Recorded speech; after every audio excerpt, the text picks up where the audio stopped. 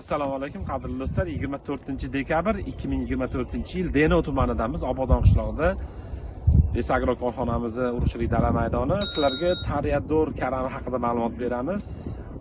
Ushbu karamlar 20-avgust atrofida ko'chatlar dalaga chiqarilgan.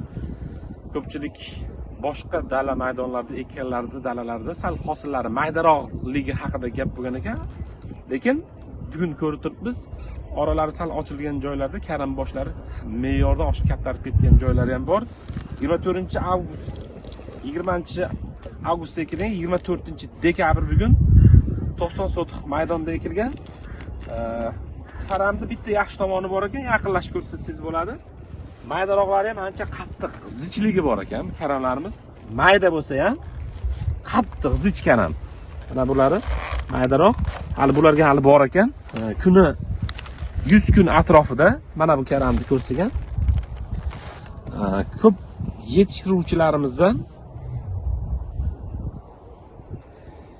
yetishtiruvchilarimizdan ozgina e'tiroz bo'lyapti. Toreador karami maydaligi haqida. Lekin mayda emas. Bilasizlar, asosan karamlarimiz chetga ketganda furaga olishyapti, boshqa qilyapti. 1 kilodan 1 kilo, 1,5 kilo, 2 kilo, ko'p bilan 2,5 kilolikgacha bo'lgan karamlarga xaridor ko'pligini hisobga oladigan bo'lsak, ushbu karam ana shu standartlarga to'g'ri keladi. Maydaroqlari ham zich, kilosi og'ir. Maydaligiga keladigan bo'lsak, bu yoqda ko'rsatsak bo'ladi. Mana yerda orada ko'chatlar o'lganda katta bo'lib ketgan joylari ham bor mana. Buni ham ko'rsatsak bo'ladi.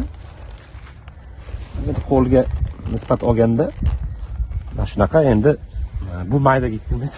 Mana bu yerda ham bor. Plus agar